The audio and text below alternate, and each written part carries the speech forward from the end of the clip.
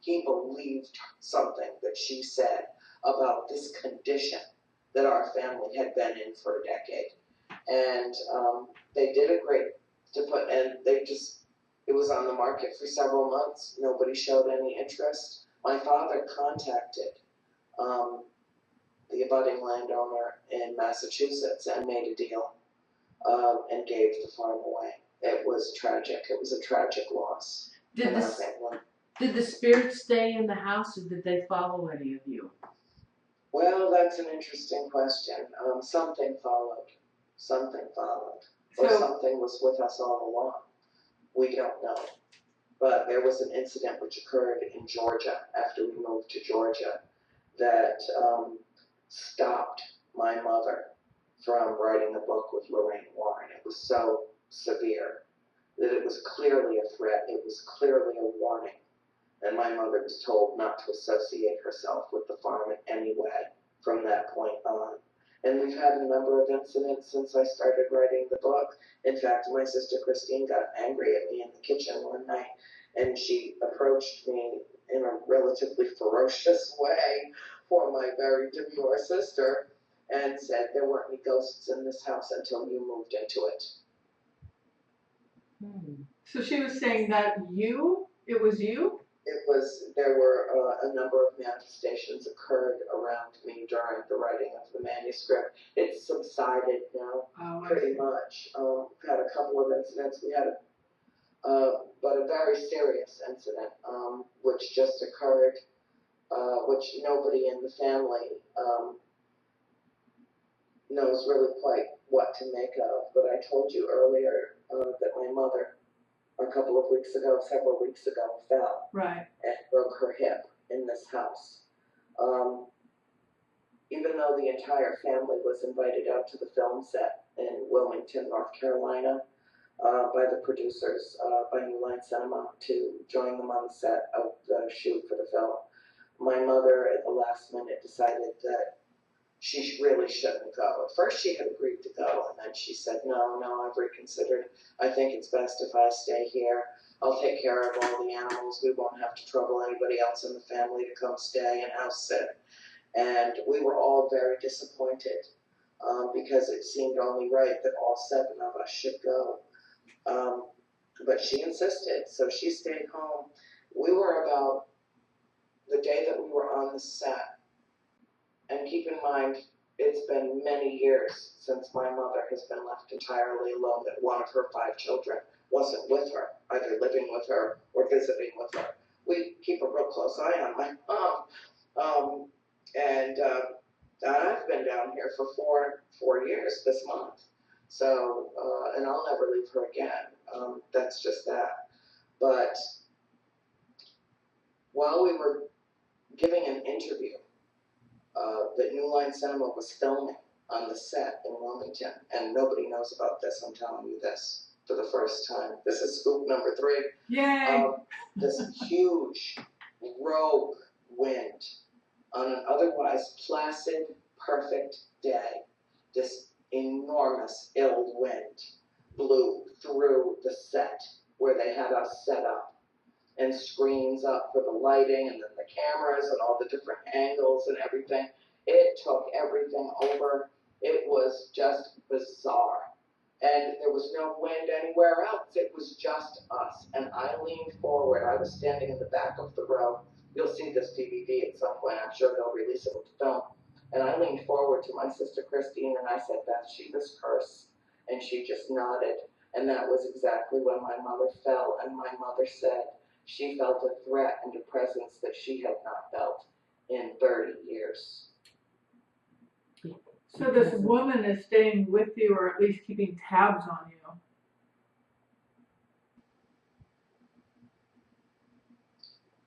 It's something. Yeah. It's something. The house all doesn't. 5 of us drove for 9 hours straight to get back from North Carolina to the hospital where they took my mother. Oh my goodness. And thank God there was a neighbor at the door when it happened, and they were able to get her quickly to the hospital. But my mother had just come out of surgery when all 5 of her daughters walked into that hospital like an army of parents. And, heads turning. They knew we were coming. and out of the anesthesia, she had just come out of recovery and she was woozy. I could see it in her face, but as soon as we walked into her room, she got up on her elbows and she looked me straight in the eye and she said, Beth, she was cursed. She doesn't want to be exposed. Yeah. So, and Andrea, then they're making the movie in another city, in another town, not where the house is? Yes, that's right. They chose an absolutely magnificent place to film it. I'm sure they made it for logistical reasons. It would have been absolutely cost prohibitive and probably dangerous to film the movie at the house, even if the current owners would have allowed it. So instead what they did was they rebuilt the inside of the house based on photographs that had been provided to them. I gave them a great deal of written material, a whole timeline of events to work with. I mean, if they were going to make a movie, we wanted it to be as authentic as possible.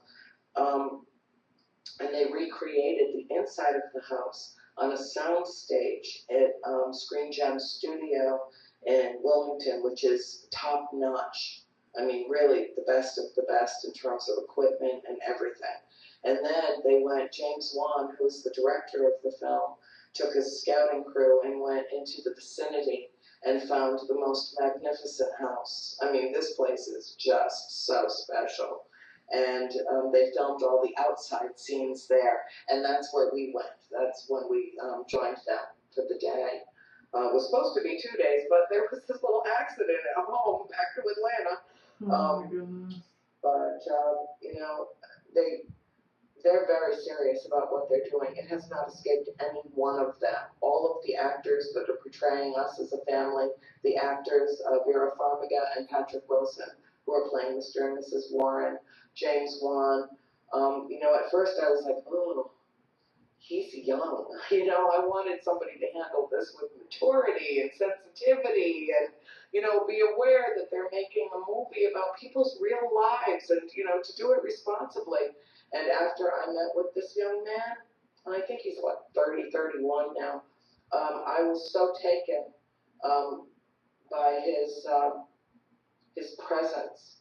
He's something special, and he is absolutely aware of what he's doing and who he's representing on that screen. You know, I hope, of course there will be discrepancies. That's Hollywood. Anybody who wants to know everything that happened at our house in the 10 years that we lived there needs to read the books. Yeah. You know, it'll take a while, but you'll be changed by the story. You'll never think about anything the same way again. So when is the movie coming out? Probably January or February of next year. So they're just now finishing the filming up. So your trilogy will be finished by then? The trilogy will be completely out by October. Oh, okay. Okay, Volume 2 comes out in a couple of months or so. I'm a little behind now because you know, this whole thing is my own. I wrote it and I edited it, and you know, nobody else can touch this. I mean, if it were fiction, that'd be fine, but this is our story, and it had to be told this way. And so I'm responsible for getting it out and getting it to my publisher, and I am behind deadline, trust me when I tell you, in terms of the editing. The whole manuscript is written, but in order to make it perfect and put the photographs in where I want them and all the details and, you know, everything, it takes some time. And with this setback now with Mom, it has slowed me up a bit, but I'm working on it diligently every day, and it will go to the publisher very soon. And then I'm going right directly into Volume 3 because I really do want our whole story out there before the film comes out. Because the fact of the matter is, people believe what they read. People believe what they see first, and whether they read it or they see it on a silver screen, I want to make sure that the whole true story is out before the movie comes out, just in case, because there are going to be some things that are made up, and I want people to be able to distinguish between fact and fiction. Are you worried, this is, you know, your story is, and I don't want to say it's similar, but you have another case that the Warrens were on, of course, was the Amityville Horror. Oh, there was nothing similar, really. No, I'm What not happened saying, to those people was very different than, that's where the Warrens got a lot of their bad reputation, frankly. I Right. didn't mean to interrupt you, but go ahead. no, I don't mean it was similar in what happened. I'm just saying that they stated this was a true story and it was horrific and it was, it was the time period. And then this movie came out and it's been notorious ever since. Do you have any fear that this is going to happen to you?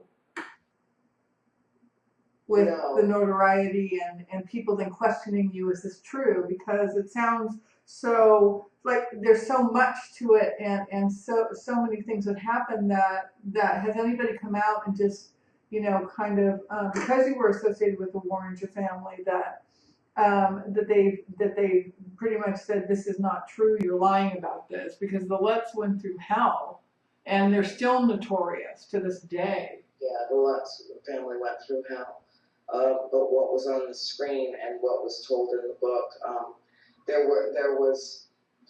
I can say pretty safely that there was a great deal of fabrication and enhancement and embellishment around what actually happened in that house, and I think that probably the same thing can be said for a haunting in Connecticut, based on what I know about those cases. But I'm not accusing anybody of anything. Hollywood does what Hollywood does, and they've got all this industrial light and magic and hocus pocus that they've paid for, and they have to use it. And I get that. I understand it. They want to fill theater seats. They're going to elaborate in ways that, the contract I signed said that they're using our names and likenesses, but that basically they can fictionalize parts of this.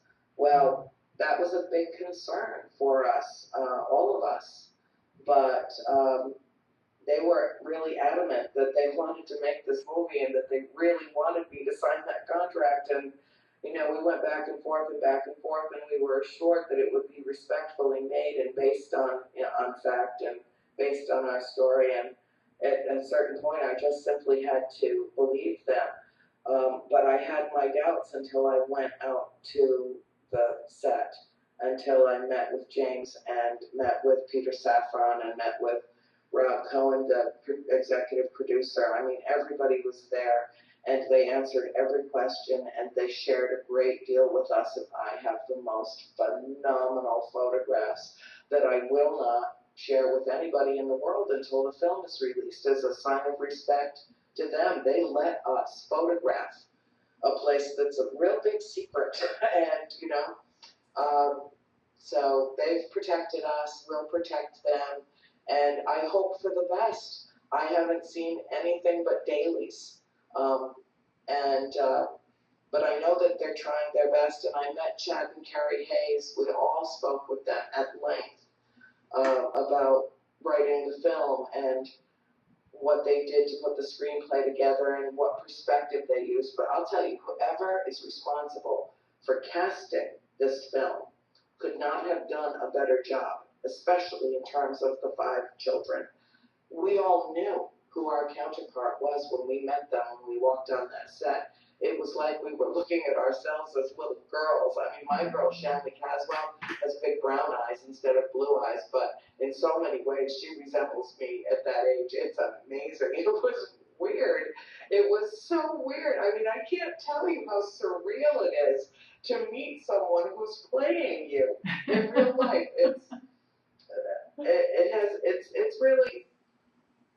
It's a very unusual place to be in life. But I also know that the entire story will be out and available to the whole world. It's selling, Volume 1's selling all over the world.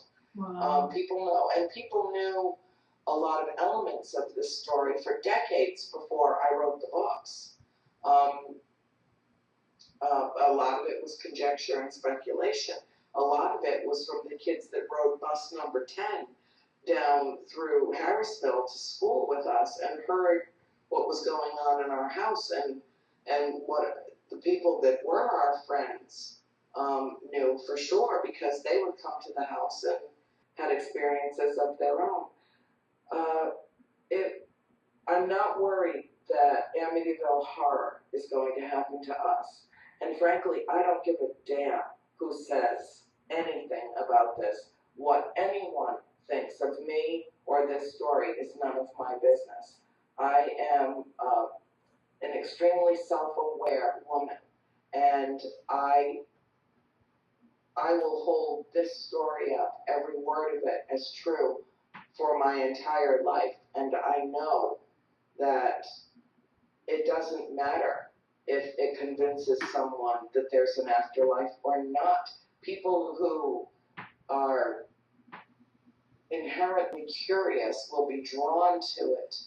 And it is a life-altering event to read the book. I've been told by hundreds of readers that it changes everything for them and has a deeply emotional impact. But it doesn't matter to me if someone believes or disbelieves any part of it. And it doesn't matter to anyone else in my family either. That's fantastic. And there will be disbelievers. But I'm so glad you're so set and you're so cemented in what you know, and it doesn't matter what people think, because it doesn't. It doesn't. It's your story, and you know. And those who are going, even if one person gets something out of it, you come ahead, which is wonderful. My heart goes out to you and your family. Oh, we're fine. We're fine. I mean, think of the richness of our lives in terms of what we all knew at a relatively young age. My mother went through hell. There is no doubt of that.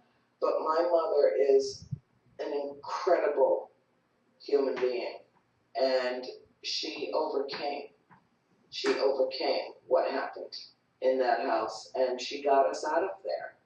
For better, for worse. I mean, it really was like a marriage breaking up, the Perron family leaving the old Arnold estate. It was like a divorce, and it wasn't much long after we left that my parents divorced. Oh.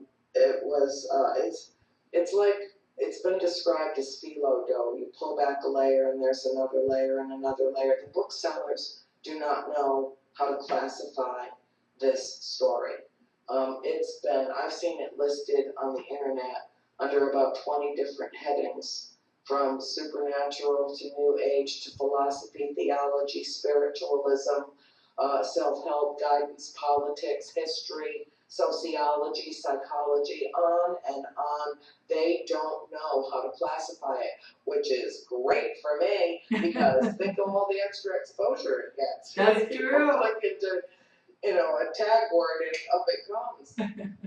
It's everything. It's everything. It's House of Darkness, House of Light. We had wonderful, absolutely life-altering experiences in that house. Great times together as a family.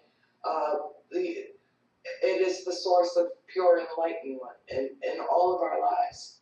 And it was also the darkest time of our lives. And it was everything. And it's, there's no mistake that there's, the yin and the yang, the good, the evil, the darkness, the light, the counterposition. You cannot identify one without the existence of the other. And ultimately, I was thinking, I wrote down, look on my little pad that I wrote, do you believe? And Noreen and I had the pleasure of speaking at length prior to this interview, and I was really fascinated, and I found the name of the show very compelling. It's a very simple question, and yet there are many intricacies involved with answering it. Do you believe? What do you believe? Our lives really, on a very fundamental basis, are rooted in our belief systems. I spent years trying to come to terms with what I believed. I don't like labels. I don't label myself in many ways, but if I must be labeled, I'm a recovering Catholic, I am a metaphysician, I'm a spiritualist, because I feel as though I've lived most of my life with one foot firmly planted on planet Earth and the other one somewhere out there. I know too much. I've seen too much. I have no tolerance for people who think and live one-dimensionally when I know that the three-dimensional world isn't large enough to contain or encompass what I know and what I saw and learned in the 10 years that I lived at the farm. And I think that it was my life's purpose to experience that and to write the book, to write our story. I really do think that in some way, somehow, it was my destiny, and yet I'm a free will person. You know, I have a degree in philosophy. I've been arguing determination versus free will since I was 17 years old, and yet I feel that it was my destiny to write this story, perhaps to release myself from the house, perhaps to acknowledge the spirits in a loving and a deeply respectful way, perhaps to release my family. I don't know why everything happened the way that it did to us and why we stayed so long. I say I don't know too much, but it is the honest answer. The only thing that I know is that there is something beyond our mortal existence and that our spirit goes on after death, that it is only the vessel that becomes vacant of the soul after death. It's just what carries our souls around, our spirits around. And when we don't need it anymore, it deteriorates and it becomes, again, part of this incredible planet that we happen to be on right now. But there's something else, and I don't know what it is, and I don't think we're supposed to. Wow. Did everybody fall asleep? No, I'm just taking it all in. Yeah. Because you are so lucky to have been able to see these spirits and to talk to them. And have a relationship. Yeah, and how many people? I mean, I don't know anybody else that has done that, and to feel good about death, and to know that you do go on and it's just not die and that's it. Because I've been doing this because I've been trying to find answers, and that's why I've been involved in the paranormal for over 35 years, to try and get answers and to hear your story. And because even though people hear your story and they hear your words, it's still hard to believe. Is there really life after death? Even though I hear your words, you know? Well, I tell people all the time, if you find yourself doubting, doubt. The skeptics are the best thing, because they're what continually prompt us to try to prove over and over again what we already know. You know, people that have experienced this on some level, and I don't think that we're the only ones. I would be very presumptuous of us to think that we're the only ones that we're the only ones that have revealed it in such detail, I think, that I know of. But, and the things that did happen to us, I agree with you. I did have one woman leave a nasty comment on my website one time about the chant that the spirits, the incantation that they approached my mother with one night. And she basically said, "Oh, come on, you made that up." Well, the only reason that I know what that incantation was is because years later my mother was hypnotized and recalled every single word of it. And it about sucked the life out of her body to relive that experience. And that will never happen again. There's no need to convince any one of us, certainly, and she certainly at 72 years old has absolutely nothing to prove to anyone, and she, like myself, doesn't care. It's just for those that are seeking, for those that do. I'm just the messenger. I'm not some great sage. I'm the messenger. I was the observer in the family. That's why I think I was destined to tell this story. Only the night of the seance was I ever really terrified in that house. And it wasn't because of the spirit, it was because of what happened to my mother. And I was afraid of losing my mother. That was the source of my terror. The rest of what I was witnessing was so beyond fascinating that I literally could not believe my eyes, and I tell people all the time, there are things that you will read in these books that are literally beyond belief, that are incredible, that require a leap of faith. You can either make that leap or not. I give you my word of honor. I've lived half a century. I have a great reputation. I have many friends. People know me as an honest woman. And I stake my reputation, I stake my personhood on the authenticity of this story. Can I ask you? Oh, go ahead. Yes, go ahead, honey. No, go ahead. I want to ask you a question. Oh, okay. Okay. So, Andrea, can you tell me, is there a God, or is there a higher being, or is there a God? Is there a real God? What's your I belief? believe that What is your there belief? is that there is something, that I believe that there is something, and I believe that it is incredibly powerful, and that it is incredibly good, and that it is literally the only thing that can stop evil. Because I've seen it with my own eyes, and I know for a fact that the only way that we could make it stop was when we asked God to help us. And that's when it would stop. And it is something sacred, and it is something, I don't know if it's guardian angels, I don't know if it's God. I cannot visualize God on a throne with a scepter and a white beard, even though I was indoctrinated with images through the Catholic Church to believe.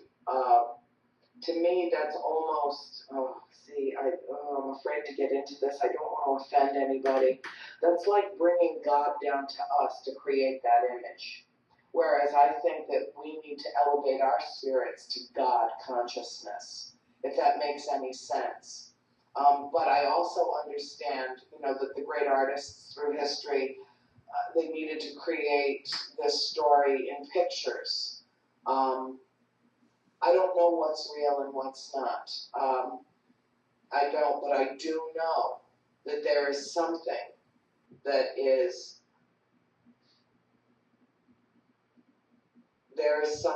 so powerful and so good and so beautiful that it deserves to be worshipped.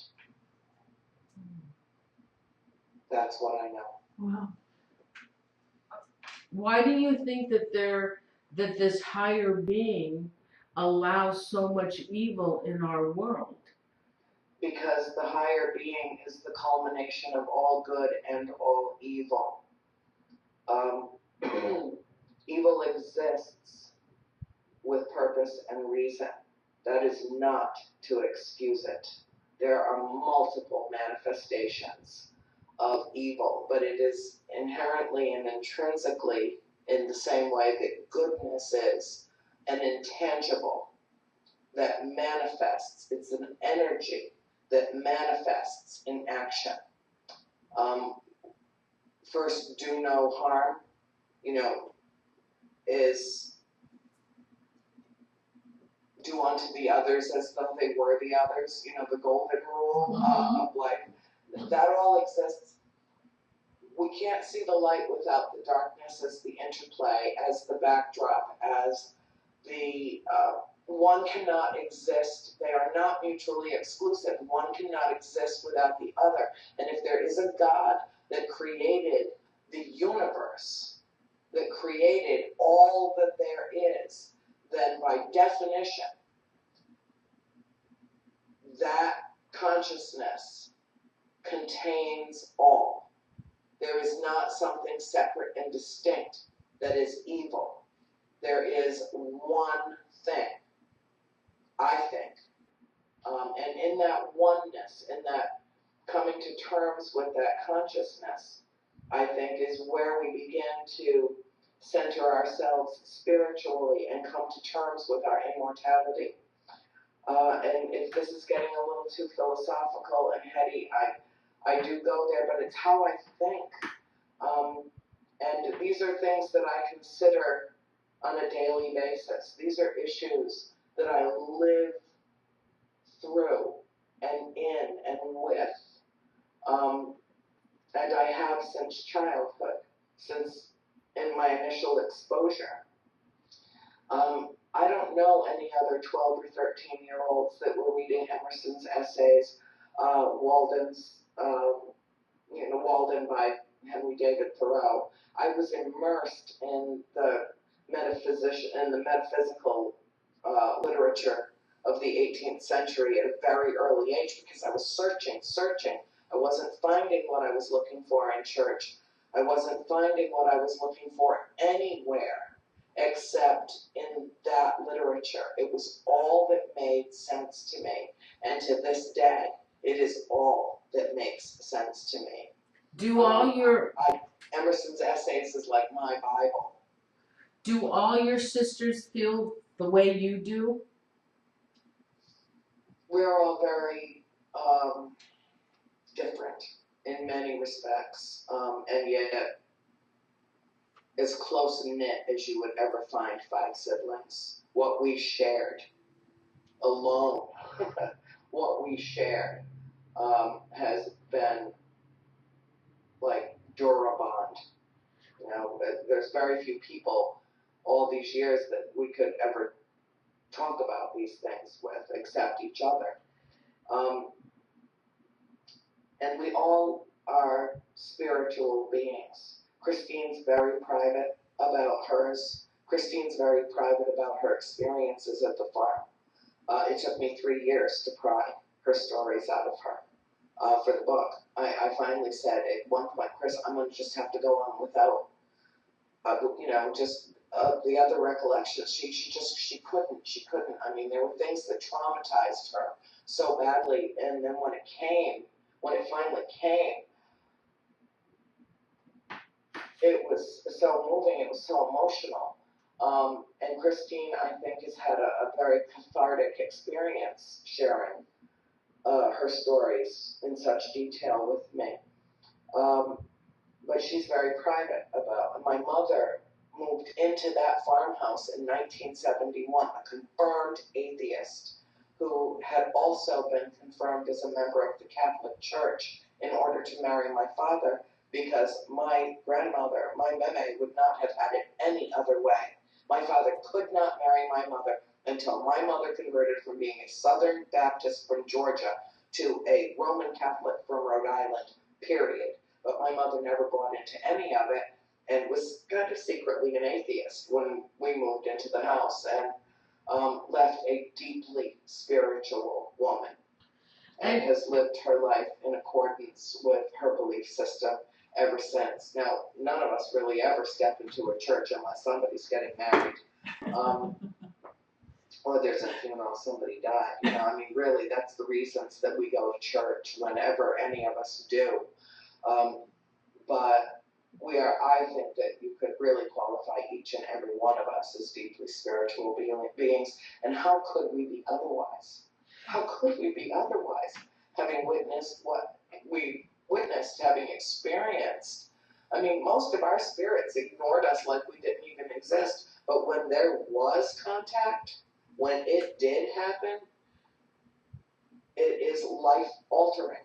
There's just it's consciousness altering, it's life altering, it's space-time continuum altering when it happens. Were you, okay, so you all saw the spirits.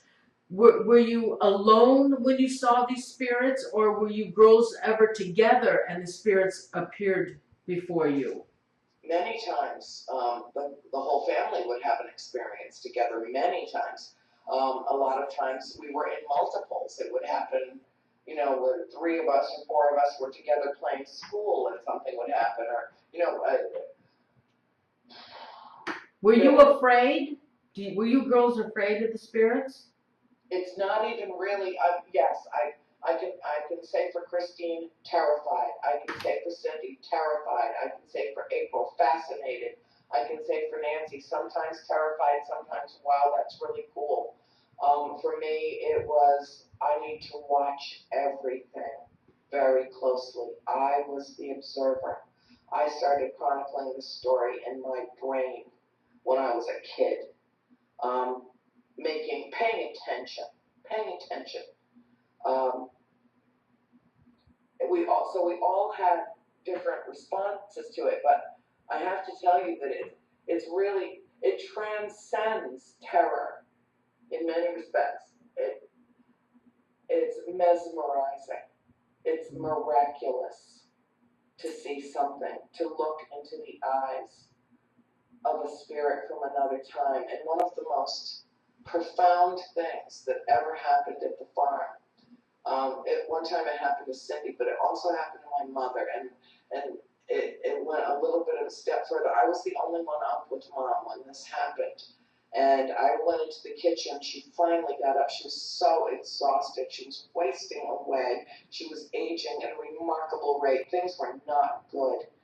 And she came out to the parlor and leaned into the wood box and threw what we always called the Yule log, the last log of the night, on the fireplace and tucked the screen up in front of the fireplace. And I went through the dining room into the kitchen to get her something to eat. Finally, she was up. She was going to eat. And as I walked through, the room was completely dark. I closed the door. My mother was leaning down into the fireplace. She heard noise behind her. So she turned around and she faced directly into the dining room that she just watched me walk through. It was completely dark. And the room was lit up. There was furniture in there that did not belong to us. A hand-hewed table that had benches on both sides. There was a whole family that was having dinner together. The mother of the family was leaned over a raging fireplace in a fireplace that had been sealed for 100 years. We never opened that fireplace. We opened the one in the parlor. But there was a fire in there, and she was cooking and chastising the children to take their seats at the table. There were two men seated on the opposite side of the table, and one of them, and they had steins in front of them, old-fashioned steins, and everybody was dressed in garb from probably late 17th century. And there was candlelight. There was only candlelight on the table, and one of the men looked into the parlor, and he made eye contact with my mother, and he nudged the man beside him, and he pointed at my mother, and it was in that moment that my mother realized that she was the ghost, that they were seeing her, and that she was being perceived as the ghost. Oh my goodness. Really? So when you saw these spirits, they looked like a human being? They were solid? Absolutely. Sometimes. Go ahead. Sometimes they did. Sometimes they appeared as gray, almost like a cold mist. I ran through one of them once, and it just about sucked the life right out of my body. I mean, I felt like I was going to collapse on the floor. It just took my breath away. It brought my body temperature down by about 50 degrees instantly. I mean, it was stunning. My sister Cindy had an impact with one, too. It depended on what they needed from us, what they wanted. They would draw energy from us, especially kids. Kids are bundles of energy. Right. And so the encounters that we had often were very draining. And it was how they manifested. They also sucked the life out of the house. Prior to a major manifestation, our electric bill would go up 5-6 times what was normal. Oh my goodness. In that house. And then once the manifestation occurred, it would the following month plummet back down to something that was reasonable for that size house. So when you finally left the house, how did you feel? Did you feel a sense of relief? Did you feel drained? What was your feeling when you guys finally moved out of that house? It was every human emotion that you could have. We mourned. My mother was the only one that was so happy to leave. so happy to leave. And the night before, she just knew something was going to be unleashed on her the night before, or a couple days before. She went to the bathroom and she cried and she said, please let me go in peace, let me go in peace, please, no more, no more. And they respected her, and she didn't have any more manifestations before we left, although Cindy did. Did any of the spirits appear to you before, the night before you were leaving? Did they know what was happening, that you were going to be leaving them? Cindy's tormentor jerked her around a little bit, physically jerked her bed around, dragged it across the floor, raised some hell the night before she left. And Cindy left 2 weeks prior to the rest of us. She and our friend Harry brought the horses down to the farm that my parents had already bought in Georgia, and took the first load, because we were in a mega house, just a huge house that required more than one. By the time, over a decade, my mom accumulated so many antiques and things, and so it was a caravan trip, but in 2 segments. And so Cindy had a major altercation the night before she left, and used some very foul language to let them know that they could just go ahead, let it rip, do whatever you want, because tomorrow I am out of here. That was her attitude, and so they jerked her around a little bit that night, but they came to terms. She wasn't in the slightest bit amused. She really did want to go, and she was really looking forward to leaving. And yet, when she went back 20 years later, she was instantly recognized, instantly touched, and spoken to instantly. Mm-hmm. And somebody asked a profound question earlier about belief in God. What I can tell you is that the spirit that approached Nancy and Cindy the day that they went back to the farm in 1996, they were both told simultaneously and telepathically in the bubble, oh my God, it's you, you're back. So what I can tell you is that the spirit who immediately approached them believes in God, and who would know better? So that's the website. Yeah. Oh, Andrea, we kind of lost your voice for a second. Oh no, that's very bad. Oh no, she said.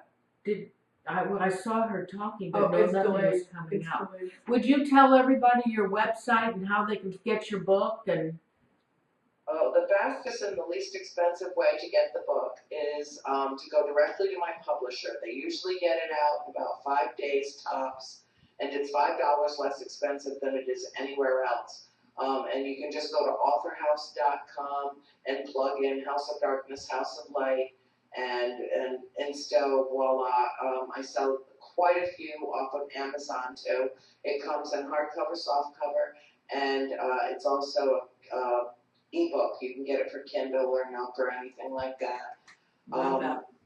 And also, I try to keep hard and soft covers available in case somebody contacts me and wants a signed one, and they're on the other side of the country and no place I'm doing a book tour anytime soon. So I do that for my readers as well, and it's my pleasure. I also want people to know that I, and for as long as I possibly can, will continue to answer all my own mail. And I want people to feel free to write to me at houseofdarkness, houseoflight@gmail.com. And that is because people share their stories and experiences, and I'm very happy and deeply humbled to receive such letters, and it's really what makes everything worthwhile. I have a website. I have a new website being built that's phenomenal. Yay. But it's not up and running yet. I still have a WordPress site, which is really groovy, and that's House of Darkness, houseoflight.com. And please check out my YouTube channel. If you just Google my name, everything comes up. I have more pages than Stephen King. I don't know how that happened. Because my story's true and his aren't. That's so true. I enjoyed watching the YouTube. The YouTube videos were great. Oh, thanks. Yeah. Thanks. Well, you know, a lot of them were just candid, and I mean, you know, they're not super professional. They're real. They're real. Manny Cantu, a good friend of mine who works with my dad, is a cinematographer, and he did enormous amounts of work putting them together and editing them, and I gave him, you know, lots of voiceovers and photographs and stuff, and a lot of the black and white ones, there's like 8 black and white ones, and they all start the same way, June 2010, because that was the month that we released all of them in tandem. And it was exactly 30 years since we had left the farm. Oh my God. So I did that first series, and a lot of them are in black and white, and they have excerpts. But there's also a lot of candid interviews with me, and I really I enjoy doing them. And I have to get back down when Mom's back on her feet to do some more editing with him down in Florida where he lives. But that time will come, and I'll have a lot of fresh content, and believe me, when the film comes out, I have 420 photographs from that set, including us with all of our counterparts that I would love to share, but I'm going to hold off until they're ready to start releasing things. And I will have volume 2 out. I'm hoping that it will be on the market no later than the first week of June. Wonderful, wonderful. Right. Thank you. We want to thank you so much for being our guest. It was really great. I really enjoyed your story, and I'm going to have to get the book because I want to know more. It was fabulous. And everybody, thank you so much for joining us tonight, and I hope you enjoyed the show. We certainly enjoyed having Andrea on the show. Very much. And with that, we're going to say good night. And blessings to you, and we'll see you next Tuesday. Thank you, everybody. Good night. Good night, Andrea. Good night, Andrea. Good night.